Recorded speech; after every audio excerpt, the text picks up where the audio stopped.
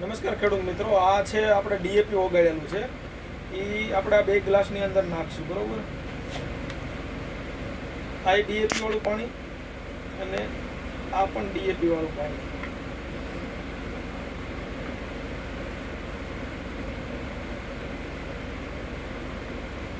હવે આની અંદર આપણે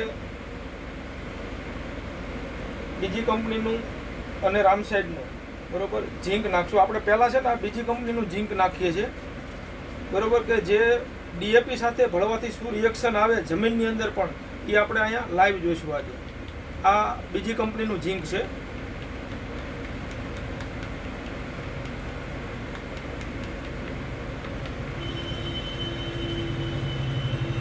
આમાં આપણે અત્યારે બીજી કંપનીનું ઝીંક નાખ્યું છે બરોબર.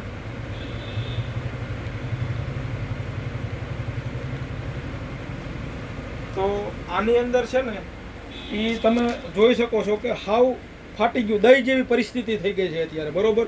આનો મતલબ એ કે આ ઝીંક આપણે જમીનમાં નાખીએ તો આપણું જે જમીનમાં ડીએપી પડ્યું છે, જે છોડ લેતું હોય એ પણ લઈ શકતું નથી. તો તમે જોયું આપણે બીજી કંપનીનું જે ઝીંક નાખ્યું એમાં દહીં જેવી પરિસ્થિતિ થઈ ગઈ કે જે ફાટી ગયું હાવ બરોબર. એટલે જમીનમાં તમે કોઈ પણ ઝીંક આપો છો તો એ ખૂબ જ જરૂરી છે કે તમે કયા પ્રકારનું ઝીંક આપો છો. હવે આ ગ્લાસ છે બરોબર, તો આમાં આપણે આની અંદર રામસાઈડનું જેલેક્સપી આ હવે આપણે આપશું ડીએપીની અંદર. આ ડીએપીનું પાણી છે.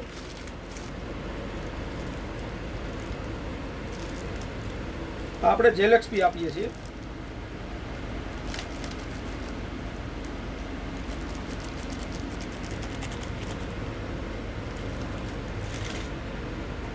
આપણે એને પણ હલાવી નાખશું.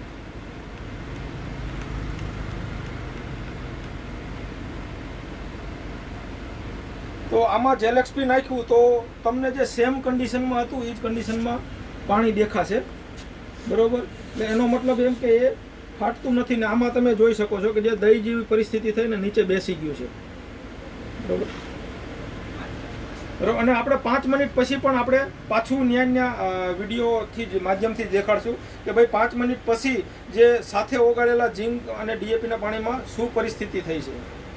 તો આપણે ખેડૂત મિત્રો જુઓ થોડી વાર પછી બરોબર આની અંદર જે સેમ કન્ડિશન છે અને આની અંદર તમે જોઈ શકશો કે જે દહીં જેવું નીચે બેસી ગયું છે, બાકી પાણીનો ભાગ ઉપર આવી ગયો બરોબર.